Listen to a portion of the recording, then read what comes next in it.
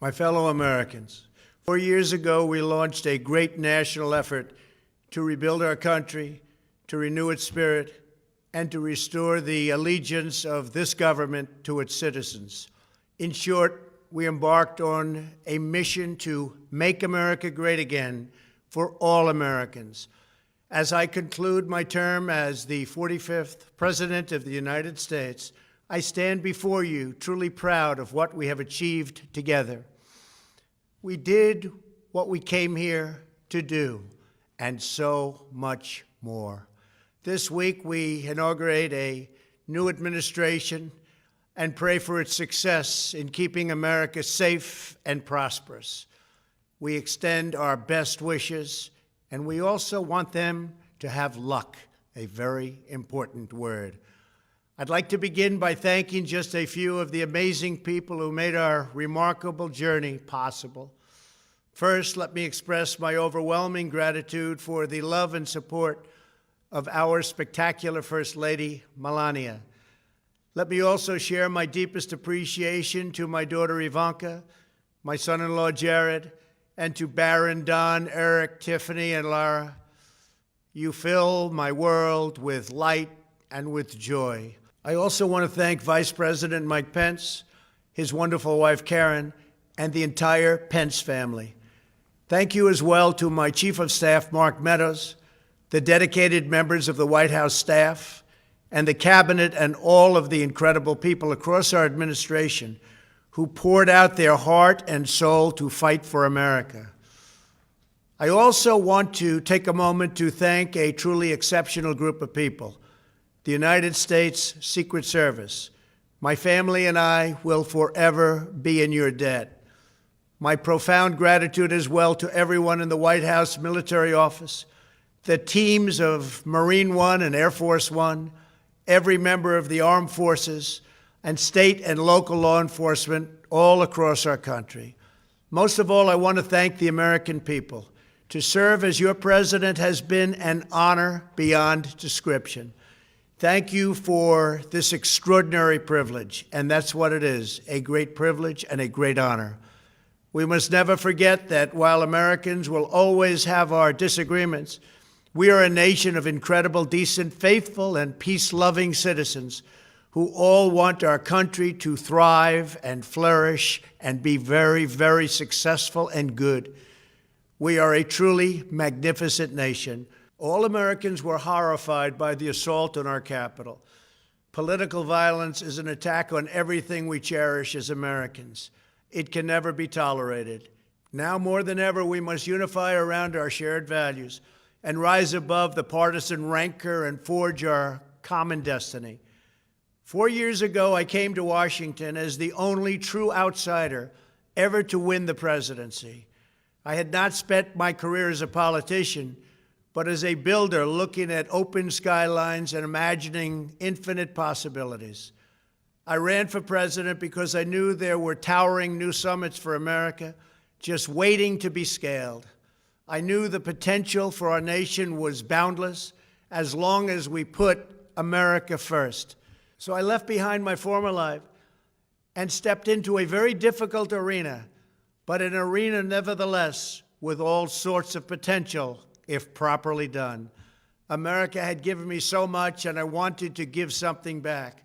Together with millions of hardworking patriots across this land, we built the greatest political movement in the history of our country. We also built the greatest economy in the history of the world. It was about America first because we all wanted to make America great again. We restored the principle that a nation exists to serve its citizens. Our agenda was not about right or left. It wasn't about Republican or Democrat, but about the good of a nation, and that means the whole nation. With the support and prayers of the American people, we achieved more than anyone thought possible. Nobody thought we could even come close. We passed the largest package of tax cuts and reforms in American history. We slashed more job-killing regulations than any administration had ever done before. We fixed our broken trade deals, withdrew from the horrible Trans-Pacific Partnership and the impossible Paris Climate Accord, renegotiated the one-sided South Korea deal, and we replaced NAFTA with the groundbreaking USMCA. That's Mexico and Canada, a deal that's worked out very, very well. Also, and very importantly, we imposed historic and monumental tariffs on China, made a great new deal with China. But before the ink was even dry, we and the whole world got hit with the China virus. Our trade relationship was rapidly changing. Billions and billions of dollars were pouring into the U.S., but the virus forced us to go in a different direction. The whole world suffered, but America outperformed other countries economically because of our incredible economy and the economy that we built. Without the foundations and footings, it wouldn't have worked out this way. We wouldn't have some of the best numbers we've ever had. We also unlocked our energy resources and became the world's #1 producer of oil and natural gas, by far. Powered by these policies, we built the greatest economy in the history of the world. We reignited America's job creation and achieved record low unemployment for African Americans, Hispanic Americans, Asian Americans, women, almost everyone. Income soared, wages boomed, the American dream was restored, and millions were lifted from poverty in just a few short years. It was a miracle. The stock market set one record after another, with 148 stock market highs during this short period of time, and boosted the retirements and pensions of hardworking citizens all across our nation. 401ks are at a level they've never been at before. We've never seen numbers like we've seen, and that's before the pandemic and after the pandemic. We rebuilt the American manufacturing base, opened up thousands of new factories, and brought back the beautiful phrase, "Made in the USA." To make life better for working families, we doubled the child tax credit and signed the largest ever expansion of funding for child care and development. We joined with the private sector to secure commitments to train more than 16 million American workers for the jobs of tomorrow. When our nation was hit with the terrible pandemic, we produced not one, but 2 vaccines with record-breaking speed, and more will quickly follow. They said it couldn't be done, but we did it. They called it a medical miracle, and that's what they're calling it right now, a medical miracle. Another administration would have taken 3, 4, 5, maybe even up to 10 years to develop a vaccine. We did it in 9 months. We grieve for every life lost, and we pledge in their memory to wipe out this horrible pandemic once and for all. When the virus took its brutal toll on the world's economy, we launched the fastest economic recovery our country has ever seen. We passed nearly $4 trillion in economic relief, saved or supported over 50 million jobs, and slashed the unemployment rate in half. These are numbers that our country has never seen before. We created choice and transparency in healthcare, stood up to Big Pharma in so many ways, but especially in our effort to get favored nations clauses added, which will give us the lowest prescription drug prices anywhere in the world. We passed VA choice, VA accountability, right to try, and landmark criminal justice reform. We confirmed 3 new justices of the United States Supreme Court. We appointed nearly 300 federal judges to interpret our Constitution as written. For years, the American people pleaded with Washington to finally secure the nation's borders. I am pleased to say we answered that plea and achieved the most secure border in U.S. history. We have given our brave border agents and heroic ICE officers the tools they need to do their jobs better than they have ever done before, and to enforce our laws and keep America safe. We proudly leave the next administration with the strongest and most robust border security measures ever put into place. This includes historic agreements with Mexico, Guatemala, Honduras, and El Salvador, along with more than 450 miles of powerful new wall. We restored American strength at home and American leadership abroad. The world respects us again. Please don't lose that respect. We reclaimed our sovereignty by standing up for America at the United Nations and withdrawing from the one-sided global deals that never served our interest.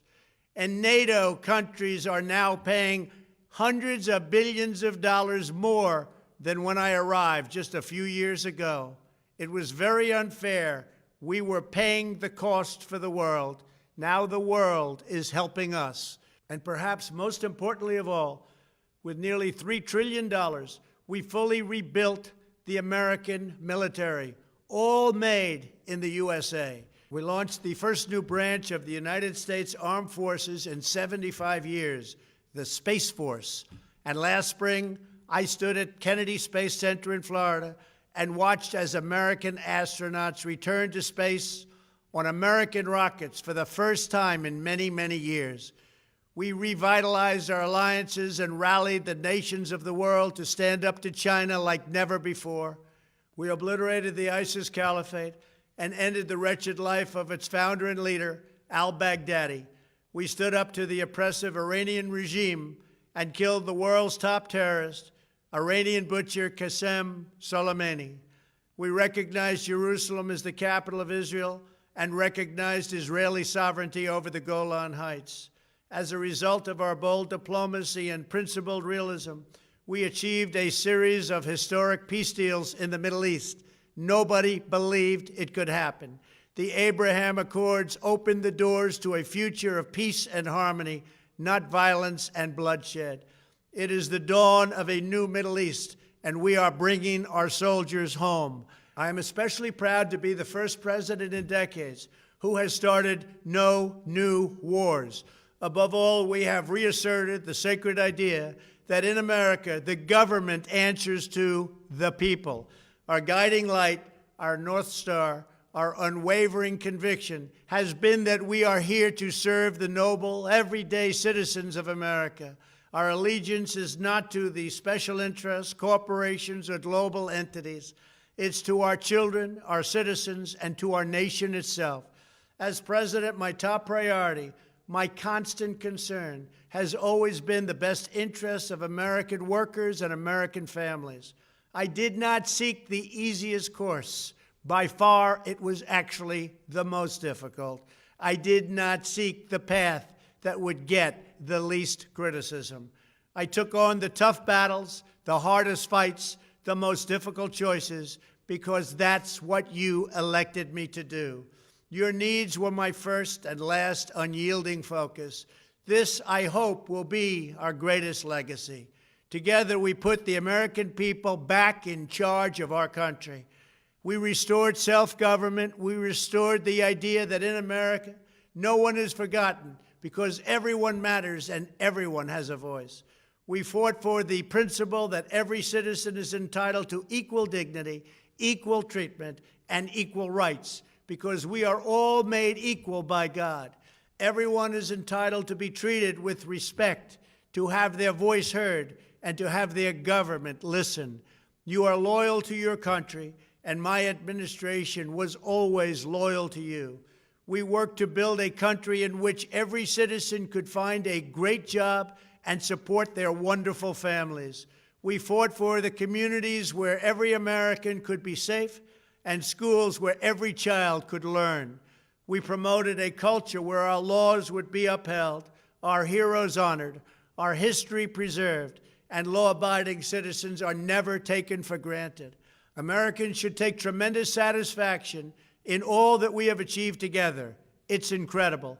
Now, as I leave the White House, I have been reflecting on the dangers that threaten the priceless inheritance we all share.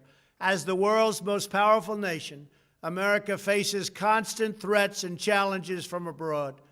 But the greatest danger we face is a loss of confidence in ourselves, a loss of confidence in our national greatness. A nation is only as strong as its spirit. We are only as dynamic as our pride. We are only as vibrant as the faith that beats in the hearts of our people. No nation can long thrive that loses faith in its own values, history, and heroes, for these are the very sources of our unity and our vitality. What has always allowed America to prevail and triumph over the great challenges of the past has been an unyielding and unashamed conviction in the nobility of our country and its unique purpose in history. We must never lose this conviction. We must never forsake our belief in America. The key to national greatness lies in sustaining and instilling our shared national identity. That means focusing on what we have in common, the heritage that we all share. At the center of this heritage is also a robust belief in free expression, free speech, and open debate. Only if we forget who we are and how we got here could we ever allow political censorship and blacklisting to take place in America. It's not even thinkable.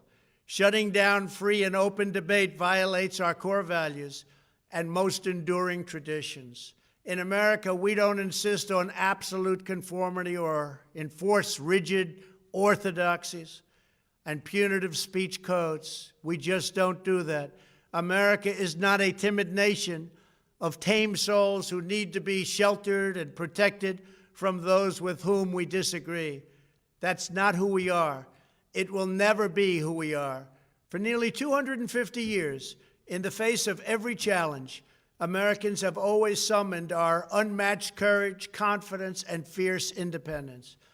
These are the miraculous traits that once led millions of everyday citizens to set out across a wild continent and carve out a new life in the Great West. It was the same profound love of our God-given freedom that willed our soldiers into battle and our astronauts into space. As I think back on the past 4 years, one image rises in my mind above all others. Whenever I traveled all along the motorcade route, there were thousands and thousands of people. They came out with their families so that they could stand as we passed and proudly wave our great American flag. It never failed to deeply move me. I knew that they did not just come out to show their support of me. They came out to show me their support and love for our country. This is a republic of proud citizens who are united by our common conviction that America is the greatest nation in all of history.